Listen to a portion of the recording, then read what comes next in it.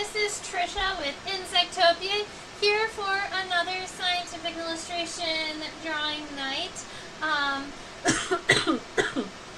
We are, oh, excuse me. We are going to be looking at a carpenterworm moth tonight. I had a special request for a moth, a cicada, or something else, and I thought, well, let's go ahead and look at the moths and see what we haven't drawn. I think the carpenterworm, I think that the carpenterworm moth is actually kind of beautiful. I'm a fan of moths and butterflies that are grayscale, like black and white patches, colors, like the paper kite butterfly. Love that butterfly. This is the carpenterworm moth. And I just think that the modeling in the front wings makes this moth absolutely gorgeous.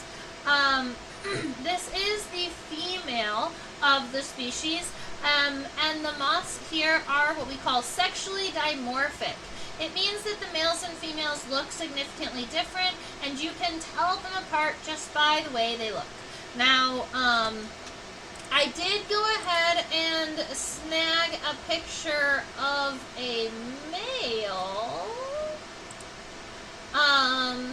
Actually, there's a picture of the male through Wikipedia. So I'm just gonna go ahead and link that down here in the chat so that you can go and look at that. The picture was taken by James Solomon at the USDA Forest Service. So it gives you an idea of the size differences, because the females are going to be much larger than the males, but also the females have this kind of bland gray beige type color hind wings, whereas the males have bright orange spots on the back of the hind wings. Hi, Robin. Hi, Susan. Susan, that's all right. Last week we drew a fly. We drew a species of deer fly.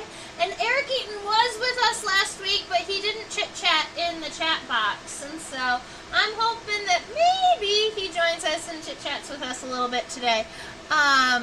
So we've got, yeah, I think she's absolutely beautiful. Now, she's called a carpenterworm moth because the caterpillars of this species are actually going to be feeding on wood, all right? These are wood-boring caterpillars, and you don't regularly see that, right? You see lots of caterpillars eating leaves. You see lots of caterpillars kind of boring into stems of plants, or even rolling up leaves. We've got leaf-rolling caterpillars, or even leaf miners, meaning that they're mining inside of the individual leaf. But carpenterworms take it to a whole nother level by having their caterpillars actually boring into wood, just like just like many beetle grubs. The first time I saw a wood-boring caterpillar, it startled me, because I was ripping apart this log, and what you don't expect to find while you're ripping apart a log is a caterpillar. I was equally surprised by the time I found an aquatic caterpillar.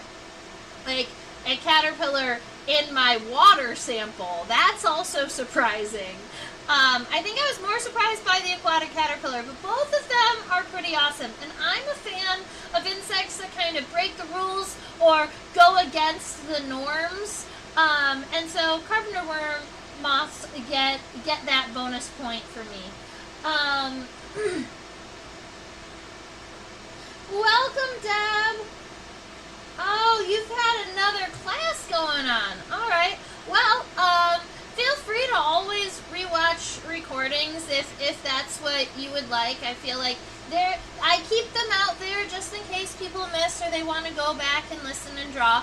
Honestly, I don't rewatch my videos, but I feel like it would be good practice to go back and kind of redraw some of the insects from the beginning and kind of cross-compare and see how it goes.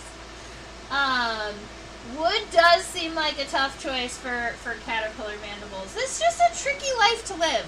All right, now The other thing I want to say before we kind of dive into this, how specific are they as to food plant species? So many labs have to have just the right species.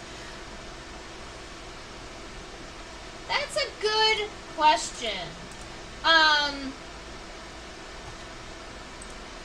might actually have to look that one up because I have found them in hardwood, primarily hardwood, but I wonder if they also... Alright, so here's the list. The larvae, the caterpillars, are going to feed on oak, chestnut, poplar, willow, maple, and ash.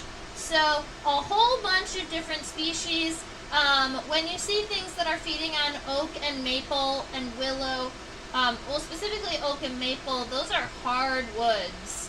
And admittedly, the caterpillars are kind of chunky of this species. So they're real big. They're nice and long. They're really thick. They leave ridiculously large boring holes through the wood. And that kind of makes this moth a pest. Because that wood can no longer be used for like structural purposes. You can't cut down a tree that has all of these all these trails through it and make a table out of it, for instance, because these tunnels are so large.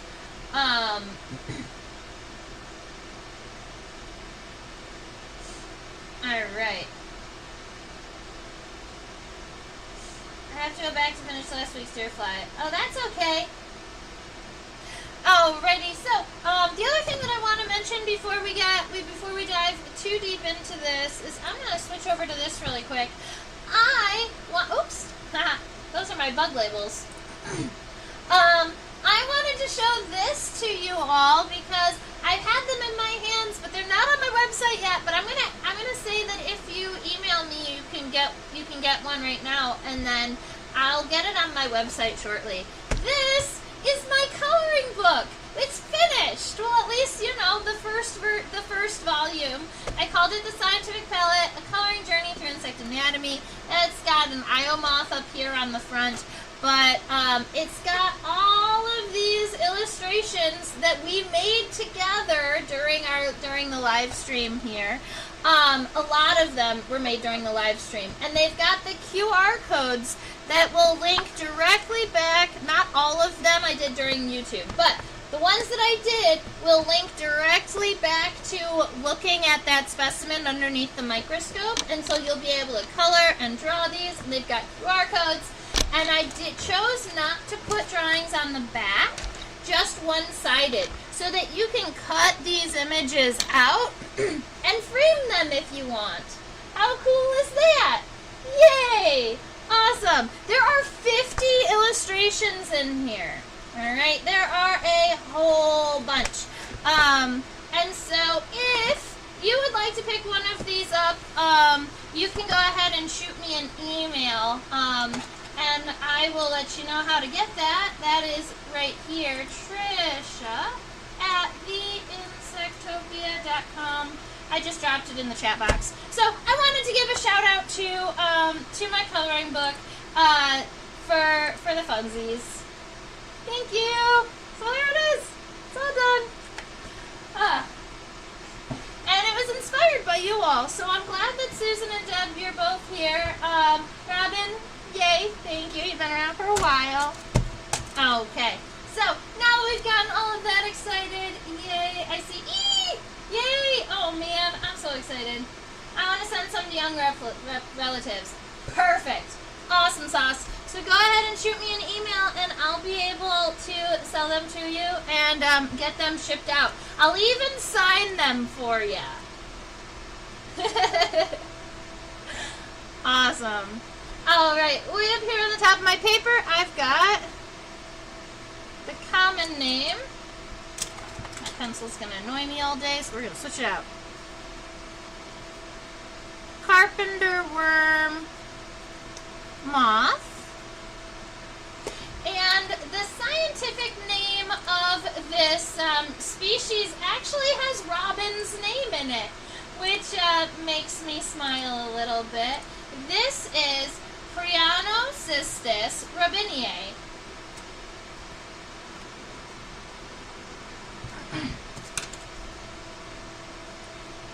Prionoxystus robiniae.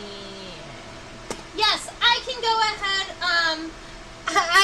ahead and give you the list of woods that the larvae are going to feed on. That includes oak, chestnut, poplar, willow, maple, and ash.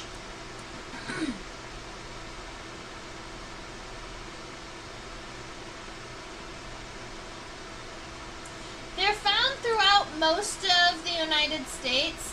I personally collected this specimen in New Jersey, but I collected this specimen in New Jersey on June 28th of 2022. But then I also did see and collect some in Oregon last year in 2024. So I've collected them on both sides of the country at this point. I'm going to assume that they are very, very widespread.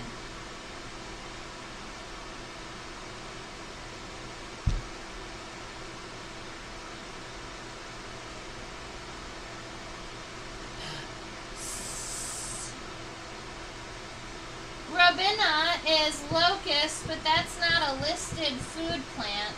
I wonder, let me see, does Prionoxystus, I wonder if my list isn't complete. I wonder if it feeds on locust.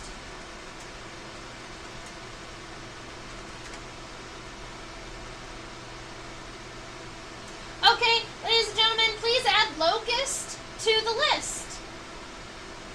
They are going to feed on locust, which is probably where robiniae comes from. I apologize for that. My list was one group of plant trees short. Sadly, it was the one they were named after. All right. So I'm going to turn my paper sideways. This moth has a fairly wide body. I'm going to go ahead and kind of guesstimate this. I'm going to imagine my moth in kind of this rectangle here, and I'm going to give myself some borders, because I know me personally, when I'm drawing moths, I tend to make the bodies too big and the wings too small. So I'm going to try a new thing, and I'm going to see about giving myself kind of the correct ratio here, making sure that my rectangle is nice and wide. That's going to be right about that for me. Okay.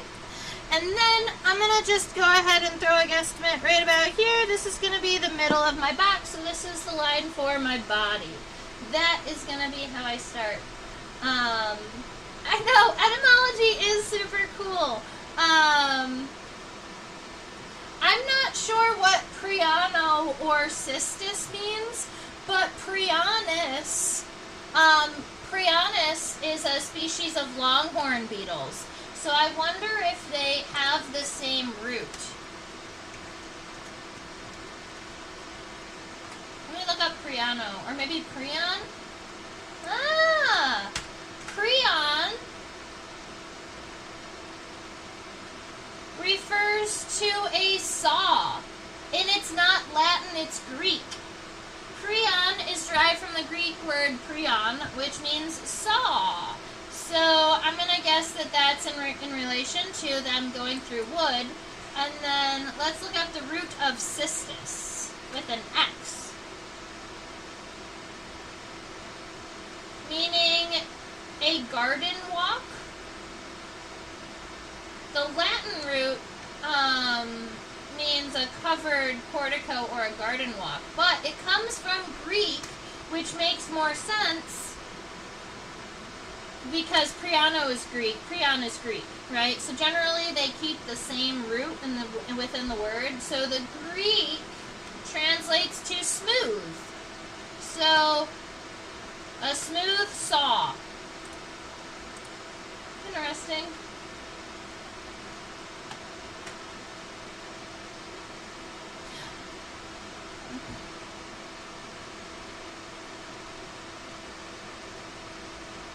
Priono makes you think, yes. So, not prionid, but prionis. Prionis is a species of longhorn beetle that also bore into wood. They are a really large species of, they're a large genus of longhorn beetles, and you can find them along, generally I found most of those longhorn beetles in the American Southwest, but then, I mean, the American West, because Colorado, Utah, Arizona, New Mexico, I don't know if I've ever seen a, they probably are in Texas. I don't know if I've personally collected Prionoxystus. Are the holes smooth? The holes that these caterpillars make are a smooth hole. They're very they're very perfectly circular. And when they pupate, their pupa, their cocoon, kind of comes out of the edge of the hole of the tree, and then when they emerge, the moth doesn't have to crawl through the log or tree or anything. They just emerge right out at the end of the cocoon that's already kind of sticking out a little bit out of the tree, and so they can dry their wings in the open space and then fly. I think it was Brendan T. Burns State Forest that I collected this in, and I went to sleep, and when I woke up, there were two cocoons, like large cocoons on the ground that had already been emerged, and it took me like a couple of extra months to realize that they were the cocoons of the moths that I had collected. I do have them, but admittedly they are somewhere in my office. I didn't prep them, so they are hidden. And you are totally right, Susan. A smooth saw does not sound useful. Alright, I'm going to start the head here. I'm not going to start at the very top because keep in mind that's the top of the wings over here. I'm going to come back. I'm going to start with a nice little light kind of D-shaped head here. Keep in mind this first sketch is really nice and light so that we can get some of those basic lines in, and then we'll zoom in just like we've got this on the microscope here, and we'll do more of the heavy kind of solid lines. Alright, so after the head, we've got the thoracic region. That's underneath the microscope. You can see it pretty well here, but if we zoom in and we look at it underneath this camera, it's a fairly large-bodied moth. Alright, keep in mind this is that female, so she is going to be, so she's a lot larger and heavier-bodied than the males are. This thorax is way wider than the head, so it kind of swoops out like this, and I'm just going to give it this kind of basic shape to start, kind of two parentheses and close it in, and then the abdomen is just as wide as that thoracic region, so maybe I want to make sure that this doesn't come in too much. I think it came in just a little bit too much. There we are. So it kind of comes down. And then we've got the abdomen. It does come down to pretty nearly to a point. And admittedly, she kind of stuck what looks like an ovipositor out of the end of her abdomen. I wonder if they oviposit into the trees, or if they lay their eggs on the bark of the trees and then the caterpillars dig down.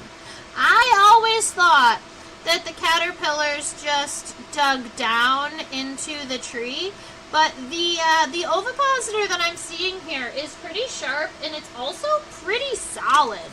I am going to throw that underneath the microscope when we're looking at her. Alright, so that is going to be how I start. right, she didn't break. Okay.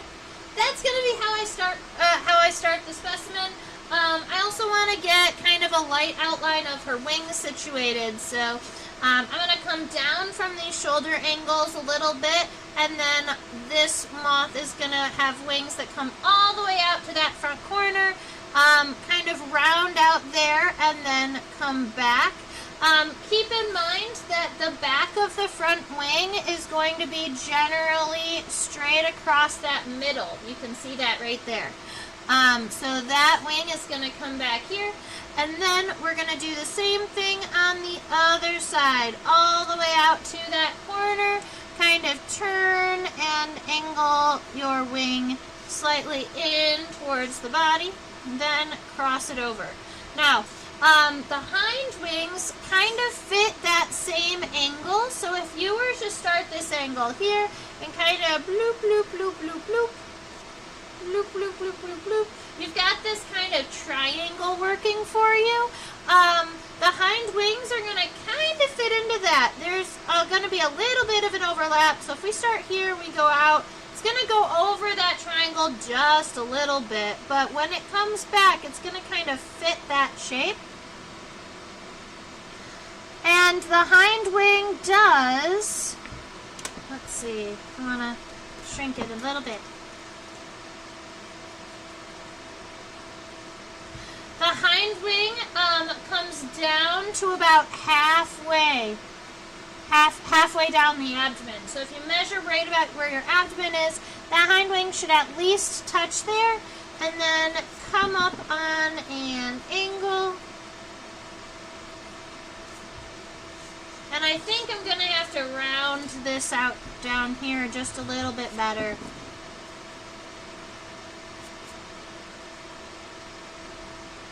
Now, I want to do the best that I can to not make this moth look like a sphinx moth, because it already does to me, and I don't want it to look like a sphinx moth. So, an identifying characteristic of sphinx moths is that their hind wings are half of the size of the front wings. So we just want to make sure that when we are sketching these hind wings in, they aren't half the size of the front wings, right? They are going to be of decent size. So I'm liking my right side over my left side at the moment, but that is where it looks like I'm going to start. Looks like I've got some chit-chatting. Let's see. The big black and white longhorn beetles, those are the cottonwood longhorn beetles, and those are ginormous. Did you give the measurements and you missed it? No, I did not give measurements. Let's go ahead and get you measurements. Now, she is so large that she does not fit underneath the microscope fully, but I do have a ruler here. So I'm going to just give you the measurements by eyeball. And what I'm going to do is I'm going to measure from the center of the body to the outside of the wing and then double it. So her wingspan for half of the body is 4.3 centimeters. Centimeters. 4.3 centimeters. So if you double that, the wingspan here is 8.6 centimeters in wingspan. And then if we're going to do body length, we might as well if we're here. The body length from the front of the head to the back of the abdomen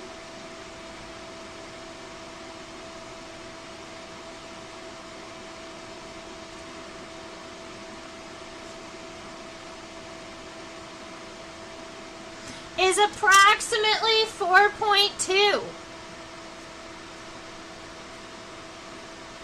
which is kind of funny because that means that this box, it's essentially 2 times as wide as it is tall. This is 2x and x. If you take into account human error.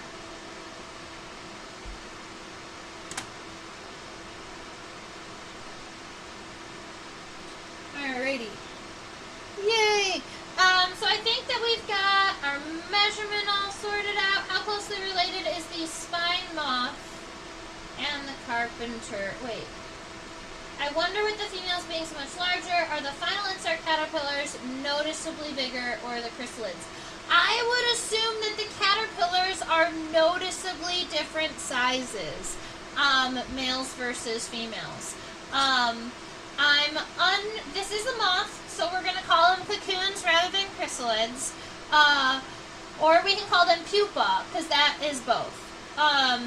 But I think the cocoon on this specimen, it would make sense that the female cocoons would be larger than the males, but I've never measured it or looked into it. So I wouldn't have any data saying either way. I would probably lean towards, yes, the females would be larger. The ovipositor may be laying eggs under the bark. It would give more protection without being as hard as the wood. That could make sense. Let me show you this ovipositor while we're talking about it. I've got to lift the head of my microscope up so that I can turn the specimen sideways.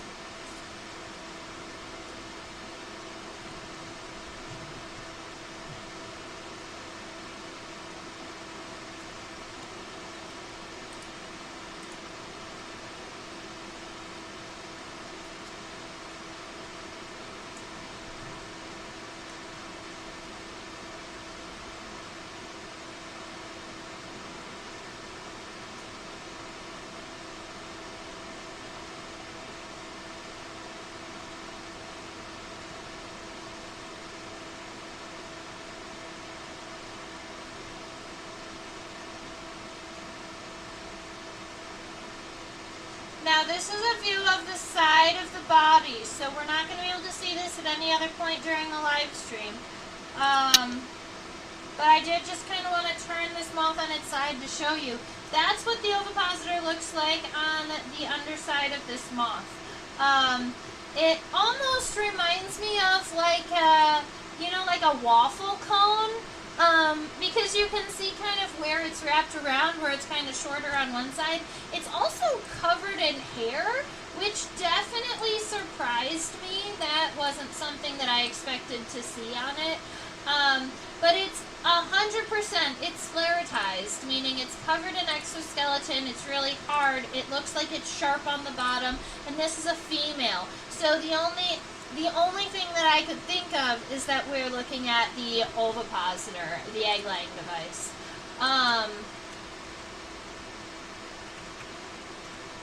If you want to spell that. Now, ovi means egg, and posit is like to deposit or to place. So it is the egg placing device. How closely related is the spine moth and the carpenterworm moth? I'm going to double check what a spine moth is. Oh, sphinx. Sphinx moth.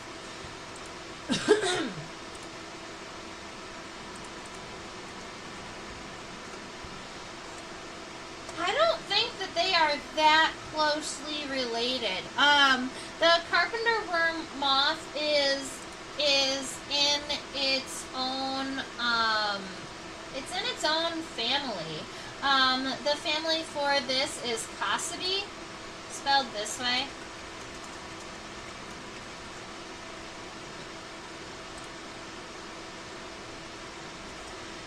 And the leopard moths are also in this family. So if you've ever seen like the giant leopard moths, that it would actually be closer related to this than a sphinx moth.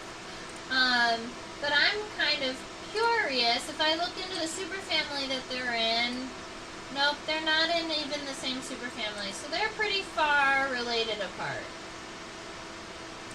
They're distant relatives.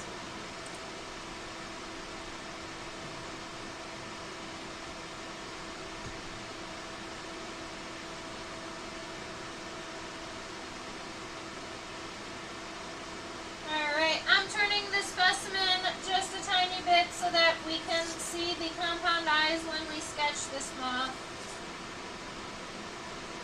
She's got her head turned a little bit, so I was trying to get it so that we could see it directly from the top. Like that. Oh, look at how cool it is! love that the white and black coloration, like mottled coloration on this moth. It's not that the exoskeleton is black and there's white hairs all over the place. The modeling is true. There are both white and black scales covering this specimen to give it this appearance. Now, the compound eyes are kind of up off the side of this head here. And instead of it being kind of round, I imagine this almost more like a little kind of a pyramid shape here. Kind of comes up, there's a flat space, and then it kind of comes down. So I'm going to reimagine my moth's head more kind of like a plateau, angles on the edges, rather than it being so round. And then I'm going to add those compound eyes. Now the compound eyes are going to be right off of the edge here, and here. And then we've got those antennae. Now the antenna of this Carpenterworm moth is bipectinate antenna. These are antennae that are feathered.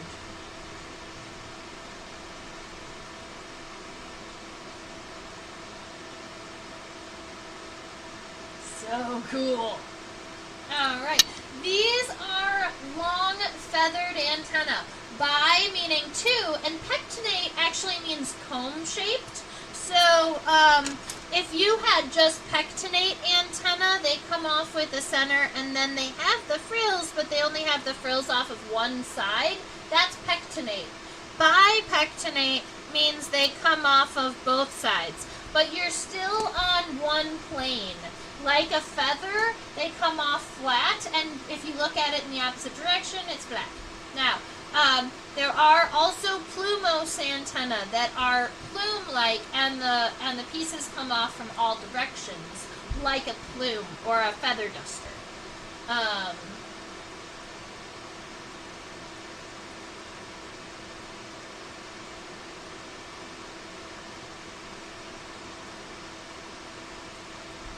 Alright, so we're going to get this antenna sketched out. Susan asked, isn't the cocoon the silk structure it makes around the pupa? Do these guys make cocoons?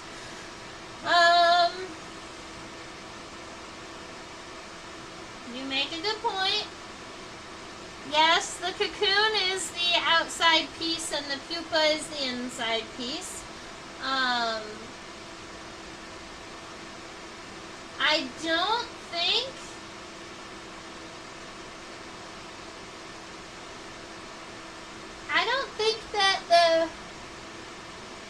I don't think the pupa of this species actually does make an extra structure to protect them. At least I haven't seen it, because their protection is primarily the log or the tree that they've been chewing on.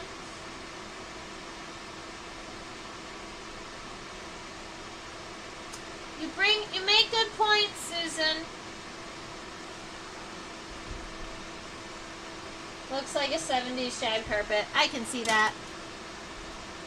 Alright, right off of the top of this head, I'm going to be adding the antenna. The antenna are only going to go about 1/4 of the way up the wing. So this is about as long as that antenna. It's not going to be very long. They come out from right in front of this compound eye here. They've got this little bit of a base where that socket is. The center of the antenna, the center of the bipectinate antenna here, it does start fairly wide and then kind of narrows down as it goes.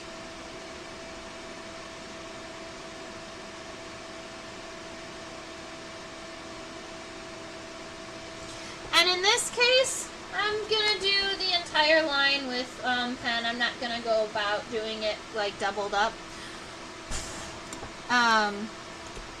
Now, in this case, it almost just looks comb-shaped because you can almost only see the one set, but that's because it's kind of folded like this, right? So it does still have the two. Normally they hold them on a plane, but the antenna kind of has those pieces folded like this, almost kind of like also away from the microscope. This is a female, so her bipectinate antennae are not as wide and as impressive as a male of the same species would have. The males are going to have these absolutely ginormous bipectinate antennae that they're going to use to smell the ladies. But in this case, our females, just little itty bitty bits. Add that little antennal socket, and come out.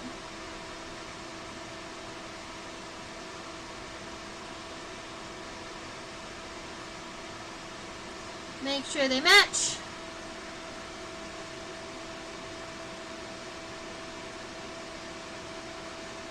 Ideally, for every single one of these segments of the antenna, there is 2 of these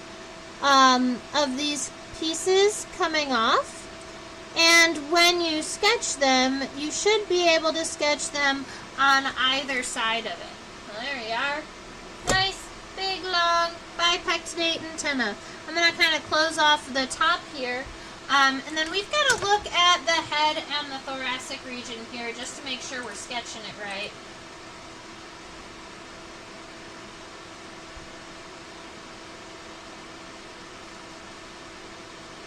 In my non-entomology moments, I'm a knitter and spinner, so I pay attention to myself. You know, that makes sense.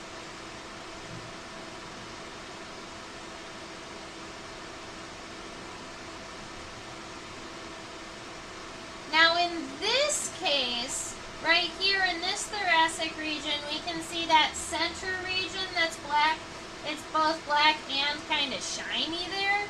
That is the exoskeleton that we are seeing through. If I was to zoom in even a little bit more, you can see those individual scales on the thoracic region of this moth here. So that top part of the body that's kind of shiny, it's possible that I accidentally rubbed those scales off during the collecting process. It's also possible that they got rubbed off naturally at some point. Something that I still need to look into and figure out is this and this here, because we've now seen this on many moths, where you've got an additional series of kind of hairs right here at the base of where the wings are flapping, and we've had a couple of different people come up and kind of guess what they're from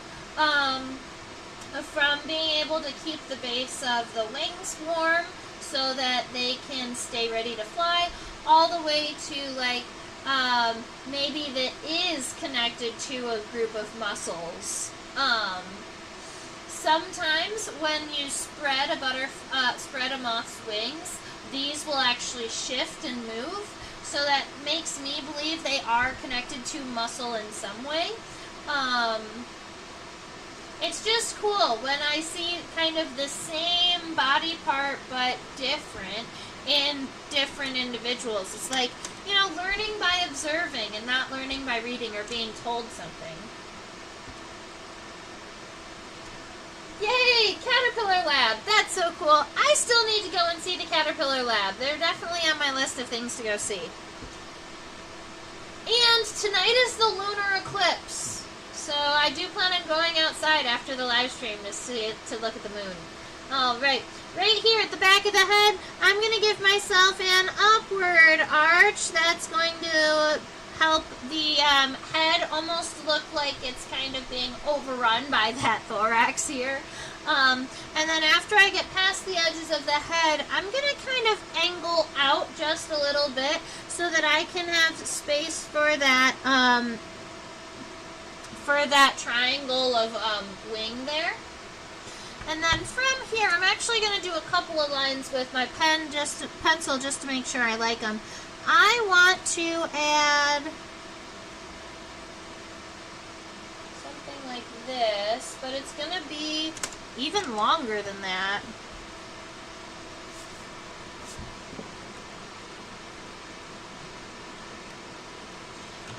scooch our specimen just a little bit so you can see the entire thorax. We can see the entire thorax.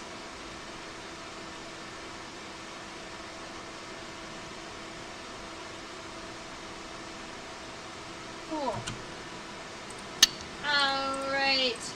This right here, that's the end of the thorax. So we've just come out at this point.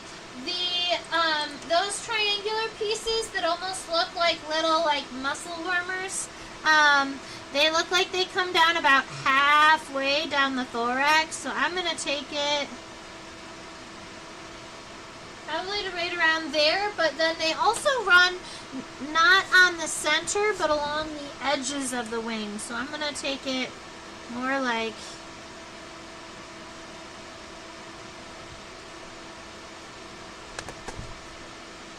that.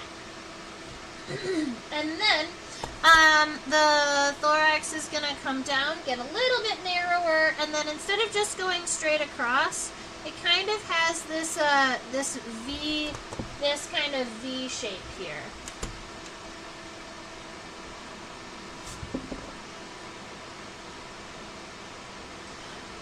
The other thing I'm noticing is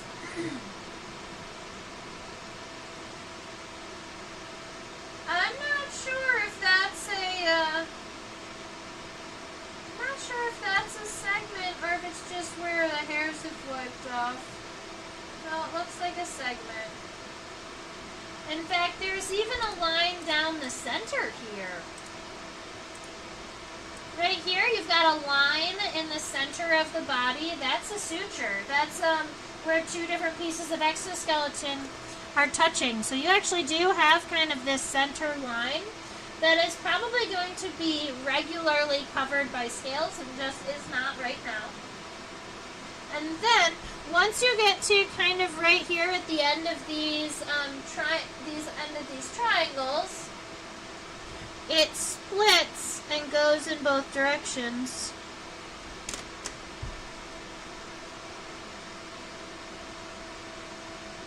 That's kind of cool. I like that. Alright, we're going to go ahead and give that ink.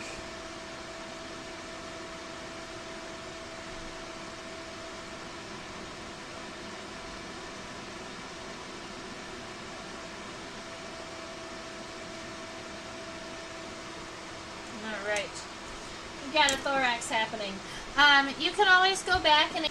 Now, I'm going to just go ahead and pause the screen here, but I'm going to count the segments of the abdomen for us. That's going to look like 1, 2, 3, 4, 5, 6, 7. 7-ish. 1, 2, 3, 4, 5, 6, 7. I count 7 abdominal segments.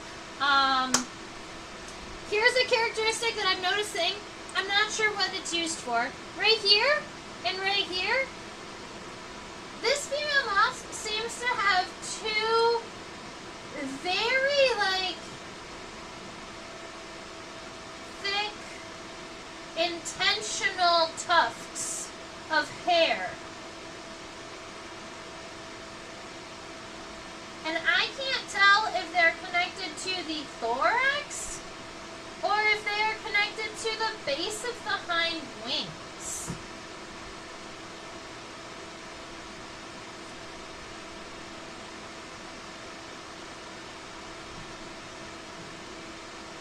Look at this.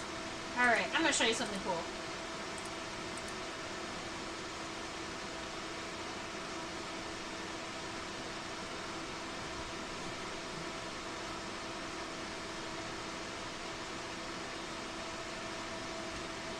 So this is, I'm going to add a little bit of light. Oop, that's too much light.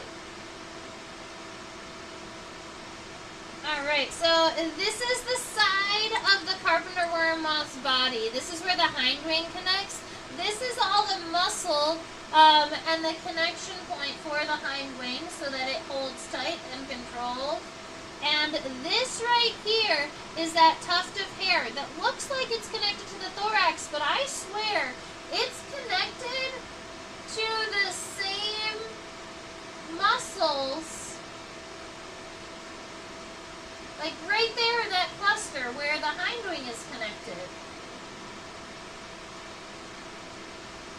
That's cool.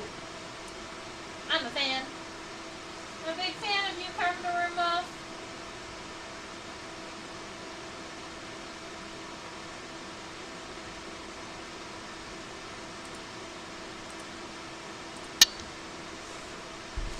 Okay.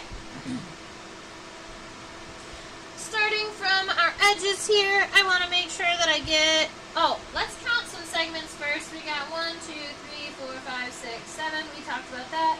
So I'm going to subdivide this into 7. The first one comes a little bit after that point. So that's going to be 1. And then we're going to divide it into 7. So 2, 3, 4, 5, 6, 7. That should be pretty good. The hair is super cool under the microscope. I have to agree with you, Robin. Alright, so right over here on the edge, we've got that, like, I'm gonna make it, I'm even gonna sketch it like it's coming right there from the base of the hind wing. That must, it must have either a purpose in flight, or maybe sound.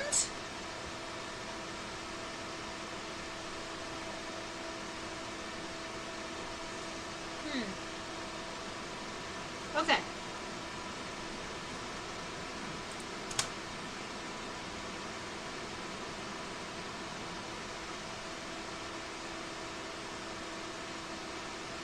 This is what the segments look like. Oop, I bumped it out of focus, didn't I? I was too busy looking at it for me.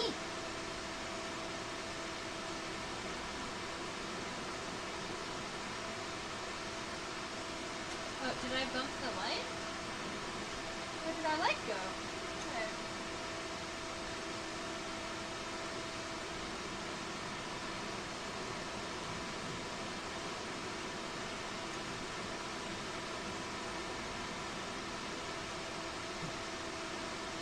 Okay.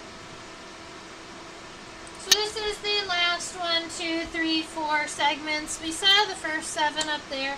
Honestly, all of these abdominal segments just look like a series of hairs.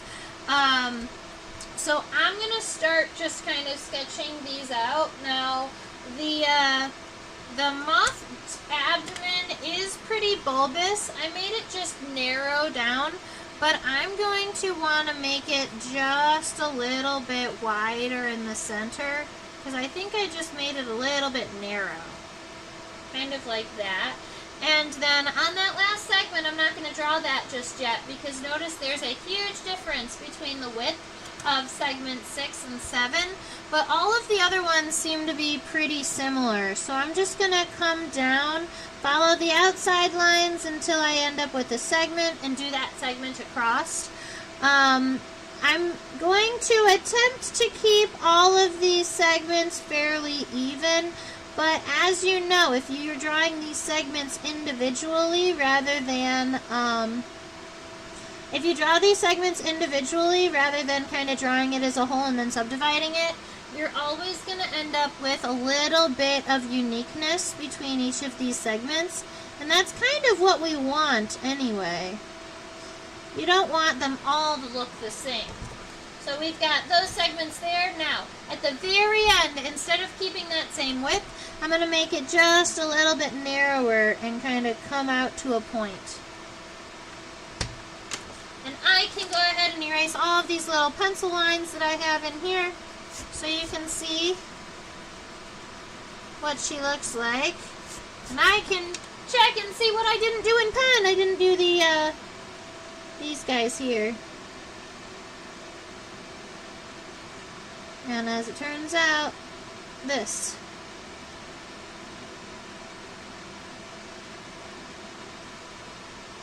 Perfect. Alright, that is our moth body. If I was to zoom in even further, I bet you we could see some of these like scales mixed with hairs on the abdomen, and this texture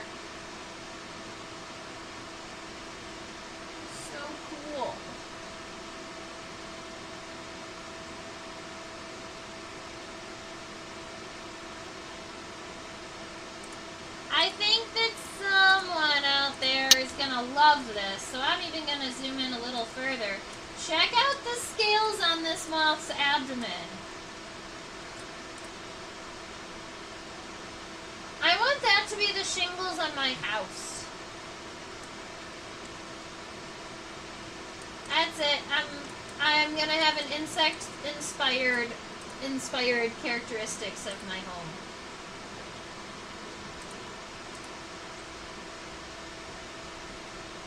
I like that you can see how well stacked they are. And then if you come down here, there are these little bare spots where some of the scales have been wiped off. Yeah. Super cool.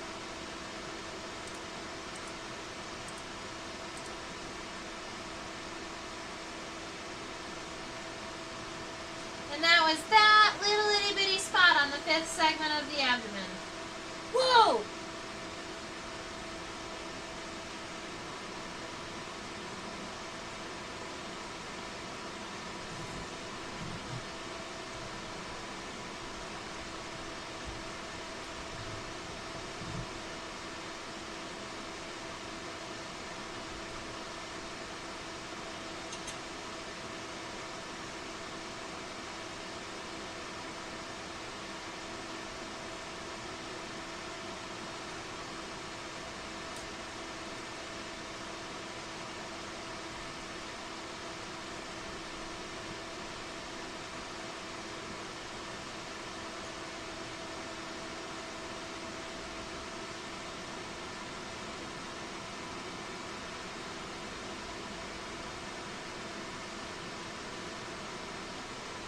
I'm not crazy. Did you all see that? Weren't the tarsal segments just metallic?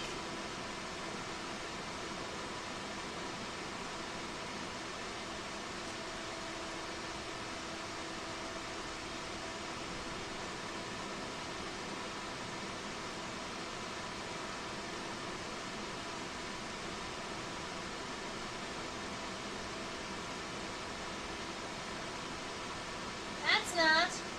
I swear I saw a metallic region of the tarsal segment.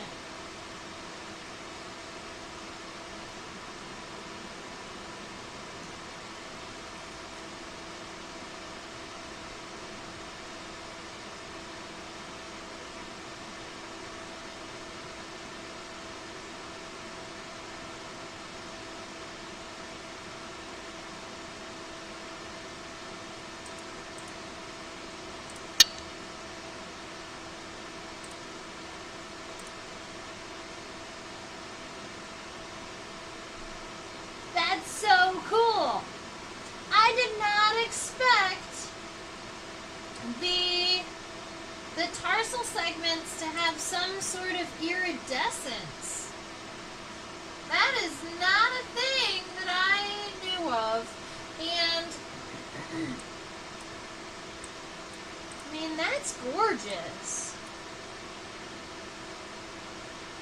I wonder if that is the exoskeleton, or if those are scales that are making it iridescent like that.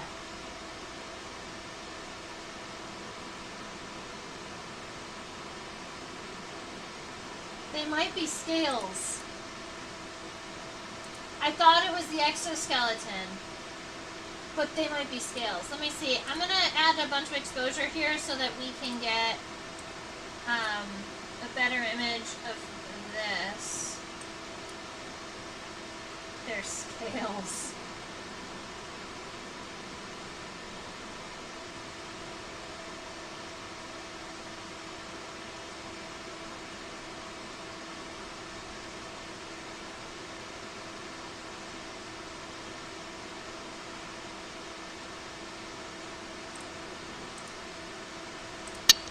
Alright, if we zoom in even further, you can see right here, if this was a part of the exoskeleton, the iridescence would be smooth, but you can actually see the edges of the iridescence here and here and here.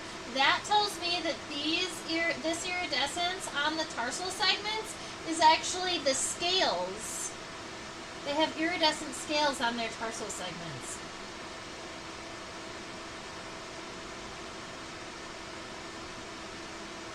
That's super duper cool. I want to know why.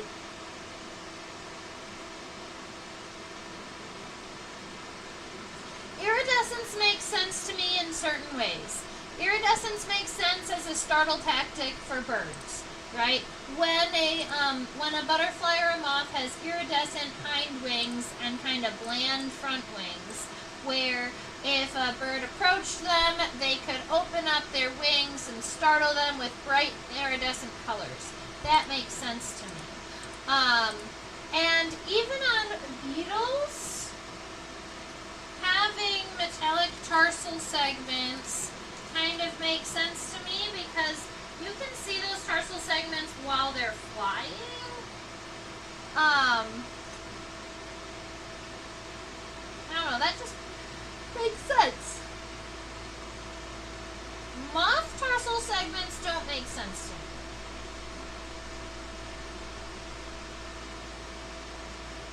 Why are you trying metallic? Iridescent.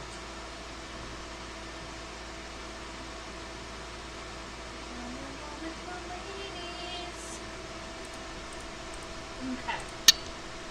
Alright, at this point, I'm noticing a lot of moths, the dark scales can be faintly iridescent. You don't notice it so much since they're not flat and aligned with down the wings.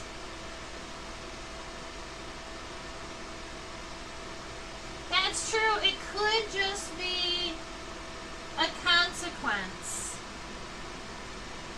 of something like, there are a good number of moths, of night-flying moths, that their scales have really fine kind of mountain-like structures on them that help scatter sonar of bats so that the bats can't find them. The other use of scales is to disperse heat across the wings so they don't end up with hot spots or cool spots based on their colors. And admittedly, having scales on your wings also makes you a little bit more slippery. So it makes them more tricky to be caught by predators too sometimes.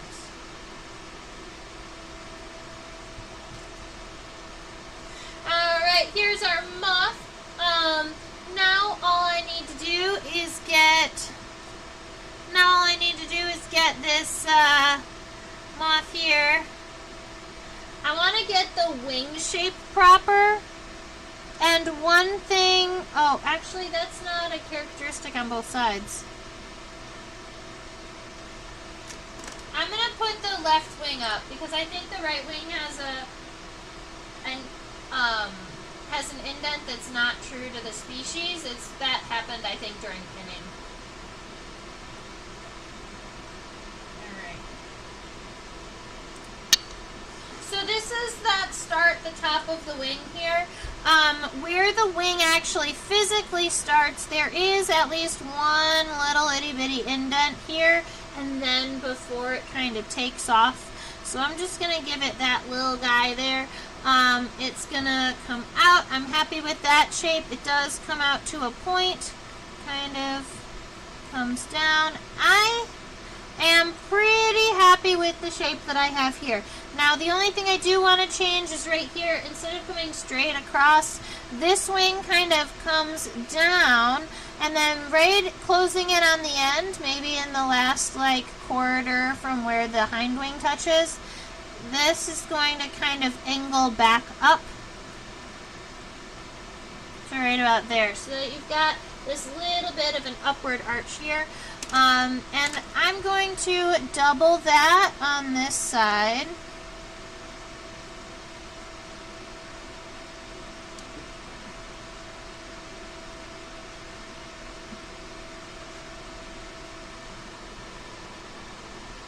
Alright, I'm going to go over the outline of these front wings in pen, and then we'll be able to zoom in to the wing venation and add the wing venation to our moth's wings.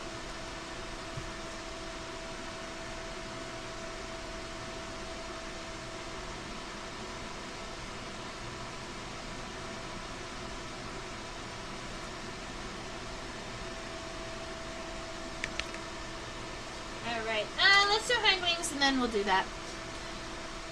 Now, I think I have a little bit of work to do on the shape of the hind wings, because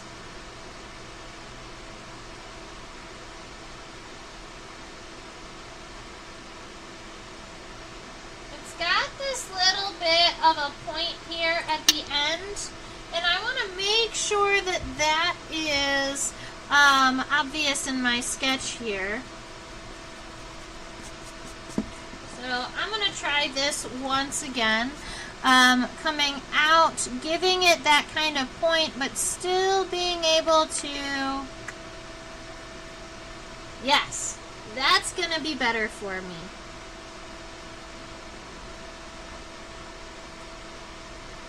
And honestly, I think I kind of did that on this side.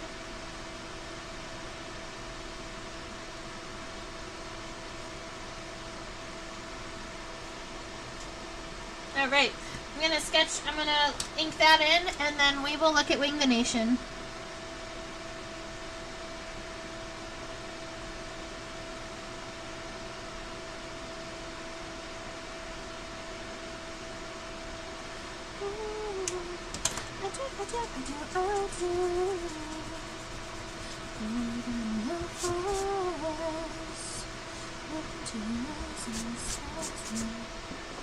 Alright. Cool. Now, one thing that I noticed in between the left and the right wing is the modeling on the wings is not symmetrical. Alright? If you look at the colors and the designs on one side and you compare them to the other side, they're not going to be the same. The wing veins are the same. And they're complicated. Look at those. No.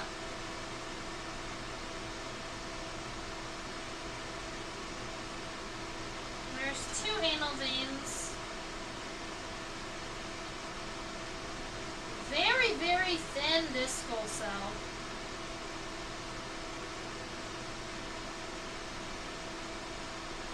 And something weird happens with the radial veins at the end. Whoa. Alright, so we'll go ahead and get this all sorted for us.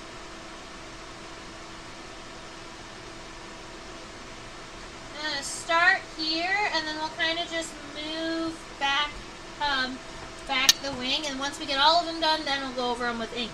So the costa is the front of this wing. You don't have to add it. If you wanted to just thicken that line right here, you can go ahead and do that. Underneath that vein, you're going to have the subcosta. The subcosta is going to come down, and it's going to kind of run parallel to the costa.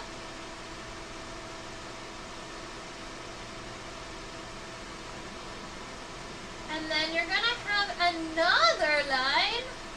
This is another vein. This is going to be a radial vein.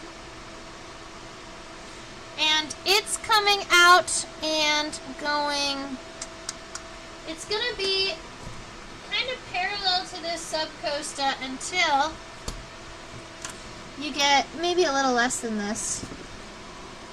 Right about here. It'll kind of veer off a little bit. This is where we're going to get the discal cell. So the discal cell is kind of long and thin. It comes out, it has a really thin loop, and then it comes back. Now, normally this discal cell is kind of really wide in other butterfly species. I think that I actually recently drew one to show you. So normally when we're seeing a discal cell, it's kind of this big wide cell in the center, and you can see it on the front and the hind wings. In this case, the cell is itty bitty teeny tiny narrow, which is kind of cool. It's unique. And then we have two more veins that we can see from the base of this wing here. One of them, well, they're both anal veins. They're not going to touch the discal cell. One of them is going to come down, give a little bit of a wave, and then touch right down, right about where the hind wing is going to come out. And then the next one is going to kind of come out and end a little bit after that. So you've got those two veins in there. Now let's move this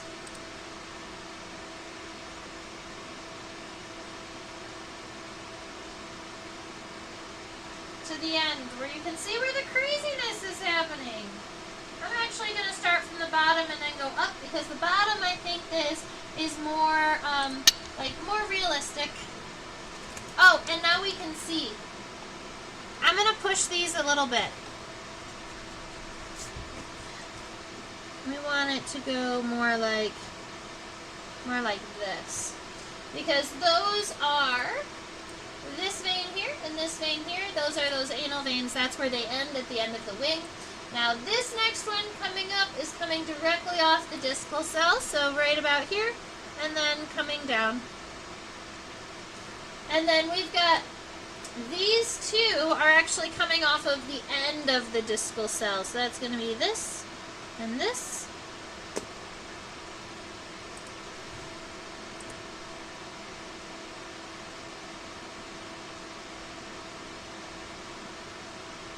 Ooh! There are three coming off of the end of the discal cell. So instead of coming off the top and the bottom, we've got one coming off the bottom, one coming straight off of the middle, and then one coming up off of the top. There are three of them coming off of the end there.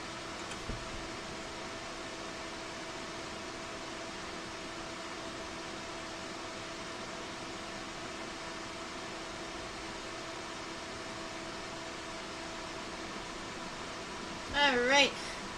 Here there's something odd happening. I've got a vein that shows up that I don't know where it comes from because it is hidden underneath the scales. I'm going to take a shot. We're going to work from the top down and then see where it lands. So we have the costa.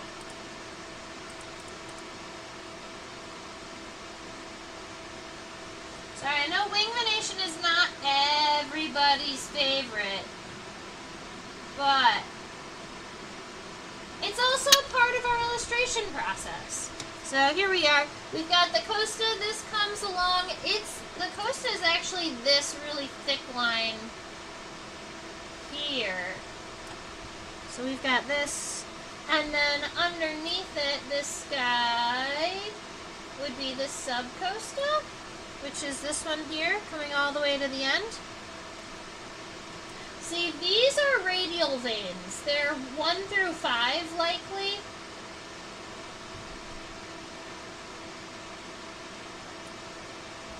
I'm going to say it comes off of the top of this discal cell. That's normally where it comes off of. I just can't see it because of the scales. This runs really close. There's a little cross vein between this guy and that guy. This one splits in two. And then it's got one more that come off of it and come down. So this is going to be what our wing venation is going to look like on this carpenter moth. I'm going to go ahead and ink this in so that you can see it a little bit better or a lot better.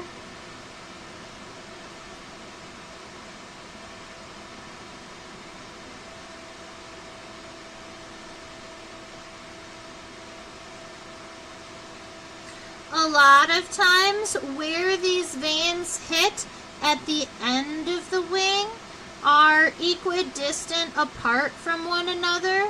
In this case, they're mostly equidistant. They're pretty close together at the base here. And that's something that I find, in my head it makes sense that they are kind of equidistant to the edge because they want the most efficient way to kind of blow up their wings while their wings are drying. So that gives us the front wing. And then the hind wing. Cool. The scales on the hind wing look a lot more like hairs than scales. Check this out.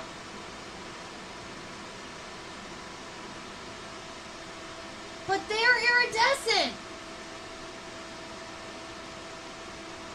I bet you that iridescent comes from microstructures rather than being purposely iridescent. I think you're right.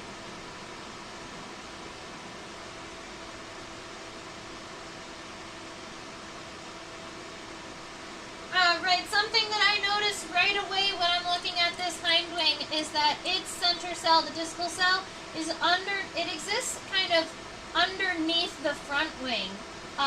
It also has these 3 that come out at the end of the cell rather than just like the kind of average 2. I'm going to work from the bottom to the edge to get all of these veins in. Pencil first and then with pen. You're right, iridescence is always structural. But I meant to say, like, it might not be purposely iridescent. It might just be because the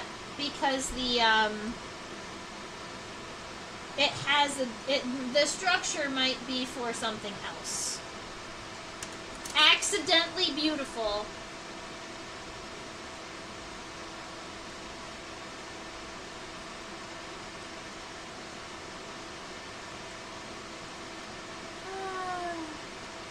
Love it.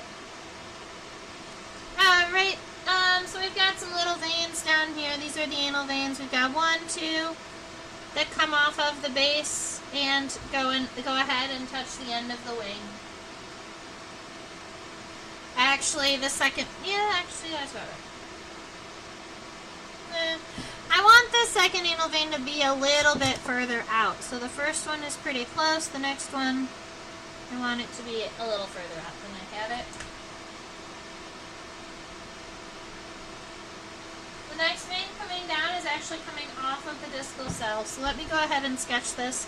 The discal cell from the bottom looks like, it's just so weird because the vein looks arched. It doesn't look straight to me. Carrie will point it out. This is the discal cell here, comes up, and you see how it kind of goes, crosses over, and then comes down? That's not a normal angle, but it is what we are seeing, so it's going to be what I draw, which is something that looks more like this, but a lot shorter. Like this.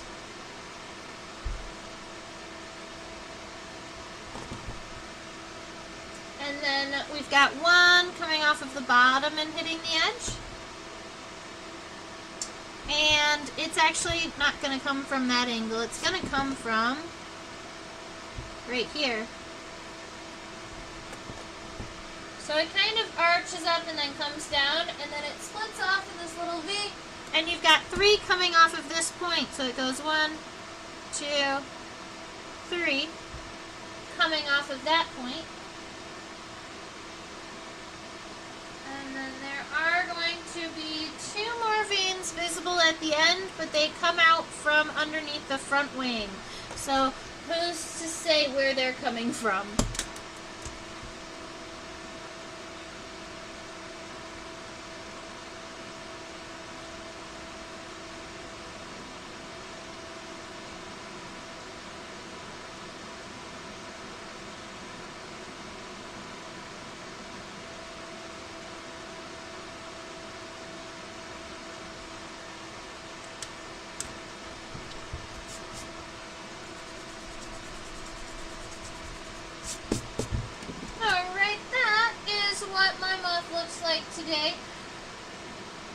to me the lighter colored scales might also have iridescent. It just might be harder to see against the lighter pigment.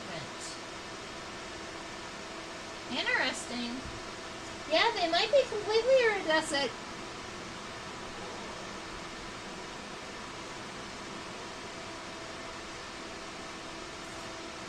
One thing that I do like to do sometimes is I will kind of take a moment and zoom out, and I'll give a little bit of texture or a little bit of the definition or color on one side of the wings.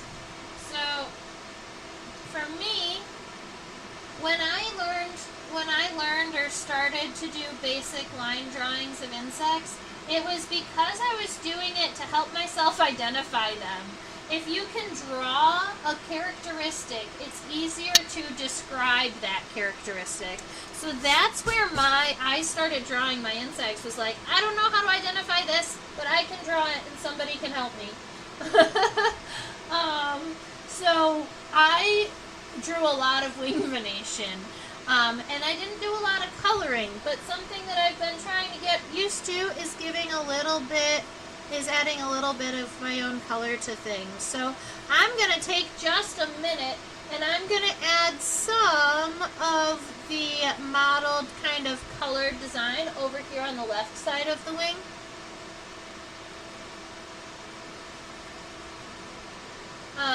We've got a couple of darker patches. We've got striping along the top of the wing, kind of in this area here. And then along the edges, we also have kind of, what's interesting is that the striping patterns on the edges of the wing hit exactly where these veins are. So if you're following along where the veins hit, you're going to end up with these kind of circles of color on the edges here. And then I'm going to go ahead and just add some series of lines through, because the modeling does is kind of random outside of just those shapes. Something like this I could be happy with. And then for the hind wing, you still get that, those kind of spots at the edge of the wing where the veins hit. And then I'm just going to draw some lines that come out in this direction, because that's what I notice when I look at this moth from afar, is I notice that it's got these like long kind of straighter lines coming from the center.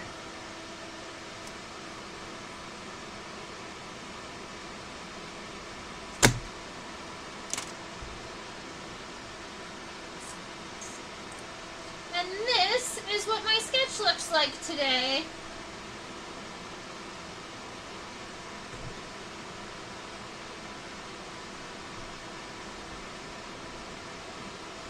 If anybody has any questions, comments, concerns about the insect that we've looked at today, the Carpenterworm moth, or if you want to see any other region of the body, we can look at that. Even though this moth had really pretty tarsal segments and kind of nifty looking legs, I'm not going to worry about drawing them, because normally when I draw butterflies and moths, I don't end up drawing the legs. If nobody else has any further questions, I just wanted to give a shout out one more time to this here and show you something that I forgot to show you the first time, which is this has been personally helping me learn to color things, because I've got the line drawing mostly done. I can always use practice, but I'm fairly happy with how my line drawings are turning out nowadays. My coloring, on the other hand, needs some practice, needs some work. And so I'm happy to have my own coloring book that I can just color some of my drawings. And these are some Iomoths that I colored recently. I colored there's two of them because they're based on the colors and then the wing venation. But I colored them male and female because they've got two so significantly different color forms of Iomoths. So look, these are moths that I colored. Obviously, could still use some work, but I'm actually pretty proud of these two. And if you got it, you could always check out the live stream of us drawing it, coloring it. But this is the individual. The male is what we looked at underneath the microscope. So that is where that is. I hope that you all are having a decently good summer. Yes, Deb, in those cases, I was using colored pencils. Admittedly, I was also using kind of cheaper colored pencils. I've got fancy ones up here that I want to try and use now. Those were just the colored pencils that I had on hand at a conference. Because I went to a science teacher's conference recently. Now, oh, yes. Perfect. So, if you want your own copy of the scientific palette, go ahead and shoot me an email, Trisha@theinsectopia.com, and I can get you all set up with that and mail you a copy that is signed. You're going to have to give me a little bit of time to get them all shipped out because I am traveling this weekend, so expect them to move like middle of next week would be the hope. I will be in Richmond, Virginia this weekend, so I'm actually driving to Richmond tomorrow with my tarantula and vinaigrette and all of that stuff, so we're going to go out and handle. I also teach on a platform called OutSchool for students ages 5 to 8, 9 to 12. If you have little bug lovers in your life, there is a little like code in the doobly-doo, the description box below, that